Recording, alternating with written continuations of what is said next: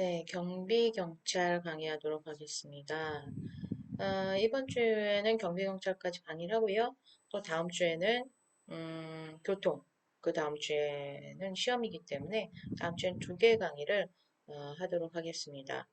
음, 짧게, 너무 길게 하면 여러분 부담 가시니까 뭐 20분 정도로 두 카드씩 해서 교통과 정보를 끝내도록 하겠습니다. 예, 경비는 일단은 여러분들이 전경대, 기동대 근무를 해서 많이 가는 부서 중에 하나예요. 여학생들은 물론 여경 기동대 외에는 잘 근무를 안 하는 부서이긴 하지만 나중에 뭐 과장 되시고 서장 되시고 하면 경비를 모르고는 어, 서장 역할을 할 수가 없습니다. 그렇기 때문에 경비가 뭐 어,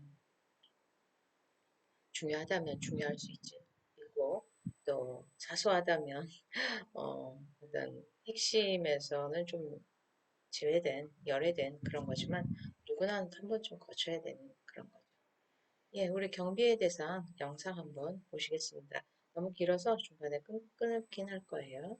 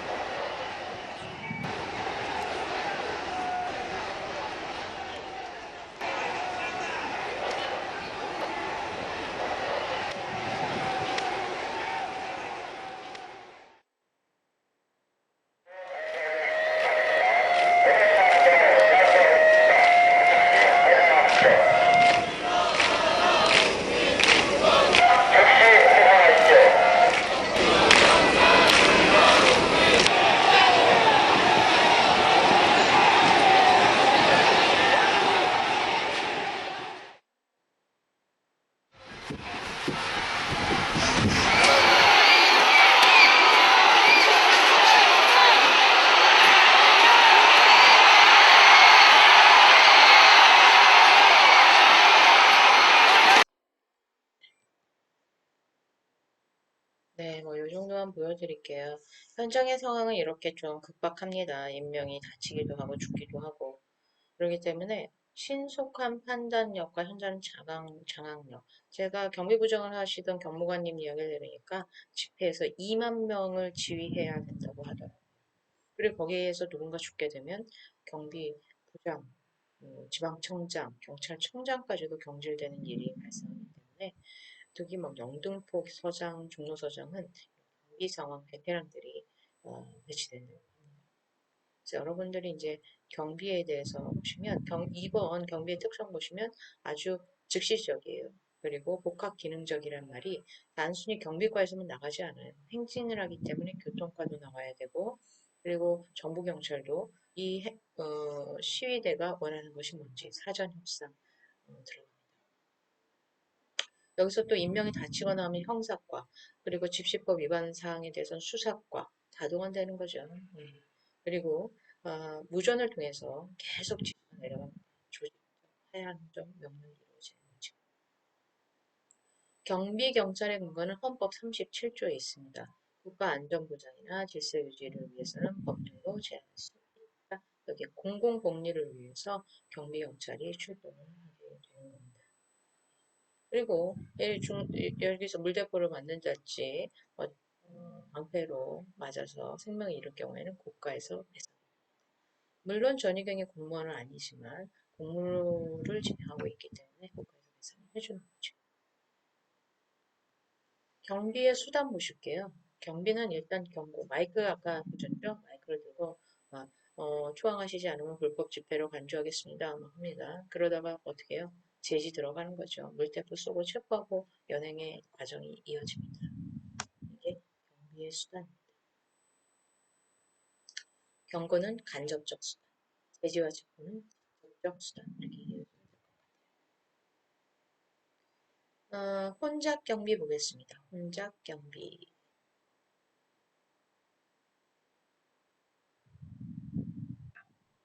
평창올림픽 개폐회식장, 국가원수급 귀빈과 참가 선수들 3만 5천 관람객까지 한자리에 모입니다. 헬기가 선회하며 개폐회식장과 주변의 안전을 살피고 건물 안에서는 경찰 특공대가 테러 진압 훈련을 벌입니다. 8,500명이 관람할 수 있는 알펜시아 스키 점프대, 경찰 특공대와 탐지견이 관중석을 샅샅이 둘러봅니다. 폭발물 등 위험 물질을 찾아내기 위해서입니다. 이렇게 실전 대비해서 훈련하는 모습에 되게 든든하고 안심이 됩니다. 경기장 출입구마다 보안 검색대가 설치됐습니다. 많은 인파로 혼잡한 상황에 대비해 112 출동 훈련도 반복하고 있습니다.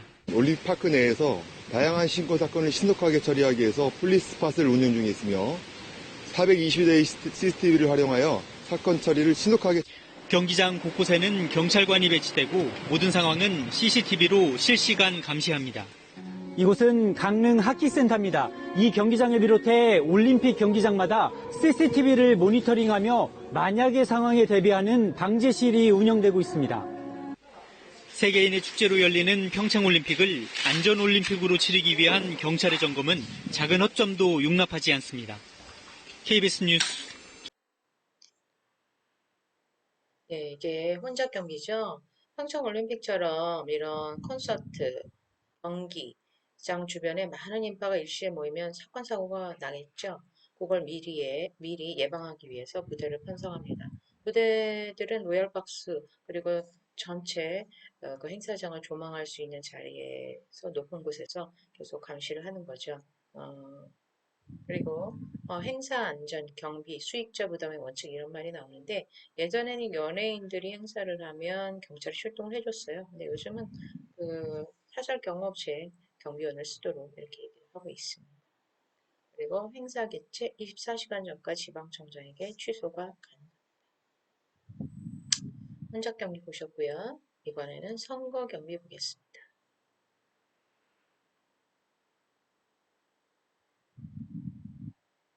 경찰은 24시간 선거 경비 상황실을 설치하고 단계별 비상근무에 돌입했습니다.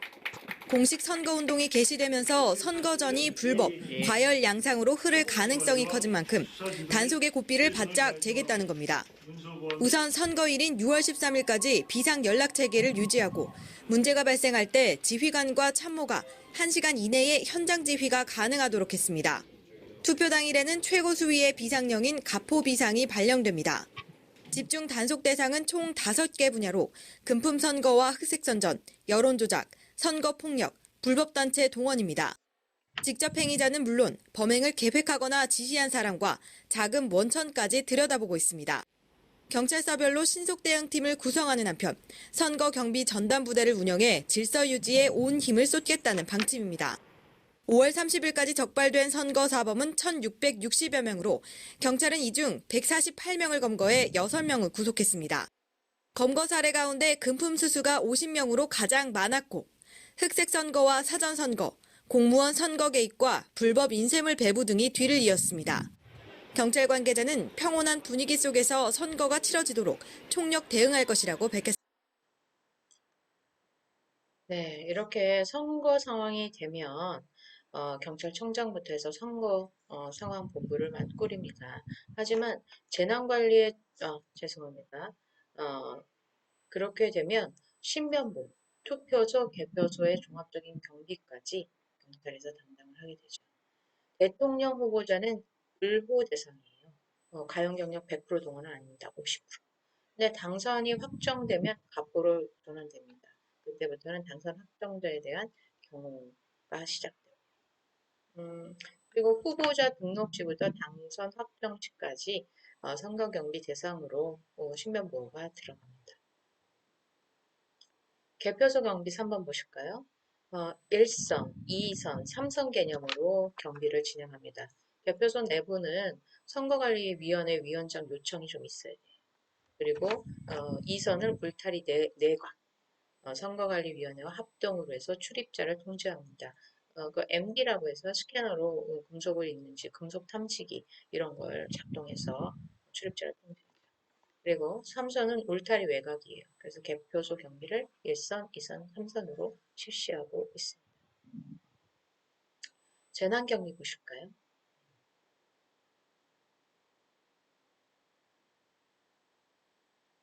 고화질 카메라를 장착한 드론이 해운대 수욕장을 자유롭게 날아다닙니다. 드론을 조종하는 곳은 2.5km 떨어진 백스코 관제실. 드론에 부착된 영상 중계 장비가 LTE망과 연동돼 거리와 상관없이 화면을 전송하는 시스템입니다. 강원 소방본부에 곧 도입될 기술로 드론이 지정된 경로를 자율비행하면서 영상인식 소프트웨어가 조난자의 위치를 확인합니다. 5G가 대중화되면 산불이나 지진, 홍수 등 재난 상황에 대한 현장 대처가 한층 빨라지게 됩니다. 항만과 발전소 등 산업 현장에서도 명절 연휴처럼 작업과 경비 인력이 투입되기 어려운 시간에 자율비행 드론을 활용하는 사례가 크게 늘어날 전망입니다. AI 기술과 연계된 드론 카메라로 설비의 이상 여부까지 확인할 수 있기 때문입니다. 전화 통화가 가능한 곳이면 국내 제주도라든지 독도 같은 국내는 물론 해외에서도 드론이 보내오는 영상을 관제할 수가 있습니다. 또한 어두운 밤에도 이제 드론을 산불 감시나 조난자 수색에 활용할 수 있게 됩니다. 나날이 발전하고 있는 사물인터넷 기술은 빈집을 안전하게 지켜줍니다. 몇 년 전부터 대중화된 가정용 CCTV는 편리한 기능을 더해가고 있습니다. 네. 뒤에 부분은 이 재난경비와 관련이어서 좀 잘랐고요. 재난경비라는 건 소방방재청에서 주로 부무 주관하고 있는데 재난 상황이죠. 인재든 자연재해든 경찰이 출동을 하는 겁니다. 합동으로 해서 재난 상황을 극복하는 거죠. 여러분 교재에 453페이지에 있습니다. 현장에서는 지방경찰청장이나 경찰서장이 현장 지휘본부의 설치 여부를 판단한다 되어 있는데 여러분들이 경찰서장급이 되시면 이런 재난 상황, 많은 인명이 다치기 때문에 관리하실 수 있는 능력이 있으셔야 되는 거죠. 기능별 조치 보시면 생안에서는 유류품 등을 확보합니다. 그리고 수사에서는 신원 확보, DNA, 그리고 절도범도 검거해야겠죠.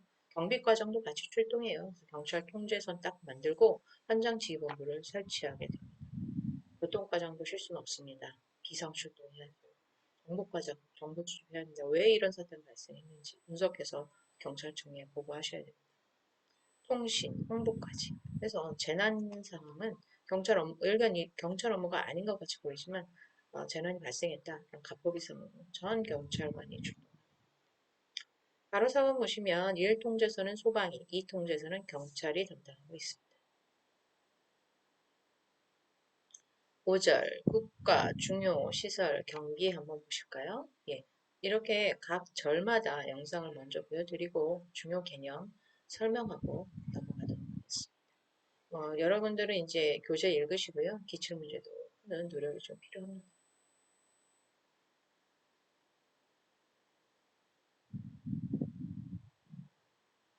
대통령 탄핵소추안이 국회에서 가결되자 경찰은 안보와 민생 치안 확보를 위한 비상근무 체제를 강화하기로 했습니다. 이철성 경찰청장은 비상동원 체계를 갖추고 지휘관과 참모는 정위치에 중요 사건 사고에 즉각 대응 태세를 유지하라고 지시했습니다. 112 타격대와 특공대 등 경찰부대는 북한의 도발이나 후방 테러 등 만약의 사태에 대비해 24시간 출동 태세를 유지시켰습니다. 또 지방청과 경찰서를 중심으로 전국 2,200여 개 테러 취약 시설도 일제히 점검하고 국가 주요 전산망에 대한 사이버 공격과 테러 예방 활동도 강화합니다. 국회와 헌법재판소, 정당 등 주요 시설도 경비 인력을 집중 배치해 경계도 강화합니다. 국회의장과 헌법재판관 등 주요 인사에 대한 신변 보호에도 만전을 기하기로 했습니다. 범죄 분위기를 사전에 차단할 수 있도록 취약 장소에 대한 순찰도 집중적으로 이뤄집니다. 각종 사건 사고에 대한 대응 강도 역시 높이고 어수선한 사회 분위기를 틈탄 경제 민생 사범도 엄단할 방침입니다. 이철성 청장은 국가적으로 어려운 시기에 경찰의 역할과 책임이 어느 때보다 중요하다며 엄정한 복무 기강 유지를 당부했습니다. 연합뉴스TV 예, 이처럼 국가 중요 시설에 대한 또 경비, 경찰청장이 나서서 하게 됩니다. 지정권자는 국가정보원장이에요. 각 기관의 장이고 시설을 일단 각급, 낙급, 다급으로 분류합니다.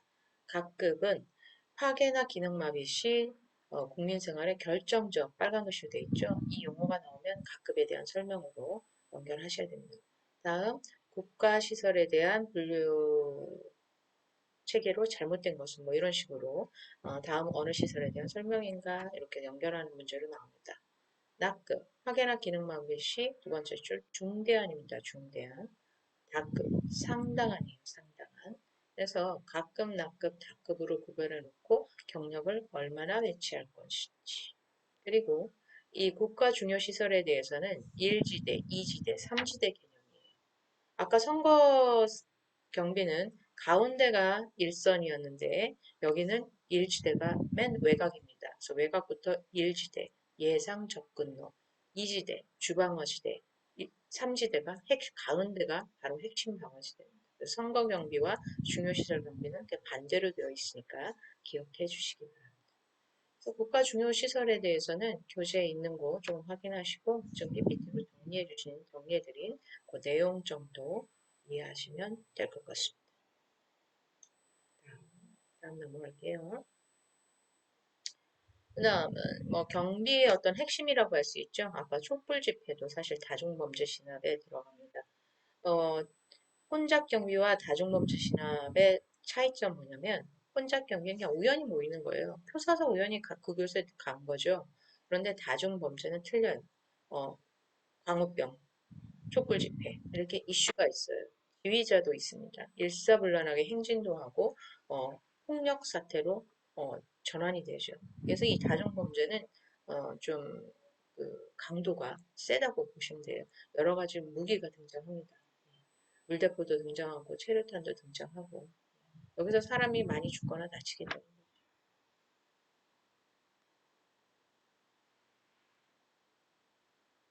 영상 하나 보시겠습니다.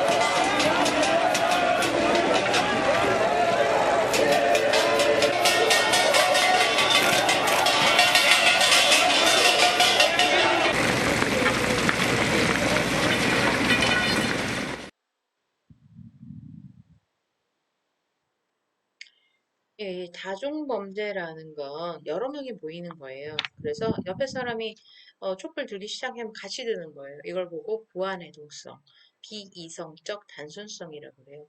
그리고 이 사람들의 특징은 우리가 하는 일이 맞아라는 거예요. 확신적 행동. 그리고 뭐 SNS든 사전에 조직이 되어 있든 조직적 연계성이 있습니다.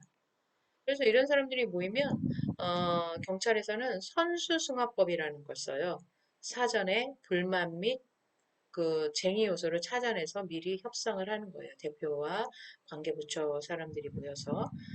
아니면 전입법도 해요. 아주 뭐 경이적인 사건을 폭로한달지, 뭐 엠번방도 터뜨리고 송송거림도 터뜨리고 이런 식으로. 아니면 그거보다 더 큰 규모의 행사를 개최해서 관심을 돌리는 법도 있습니다. 그리고 지연정합.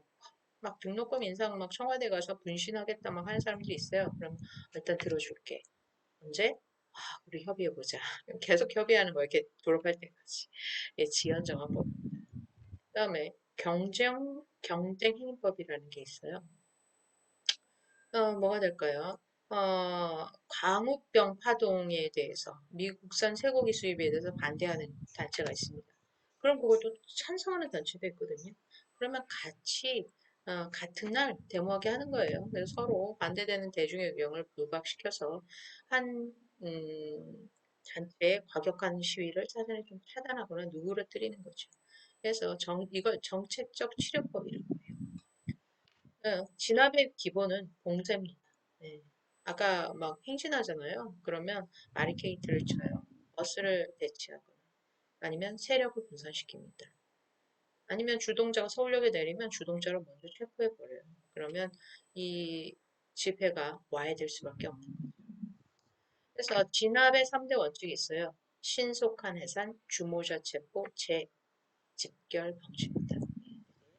진압의 3대 원칙인 거죠. 다음, 경호 경비 볼까요? 경호 경비.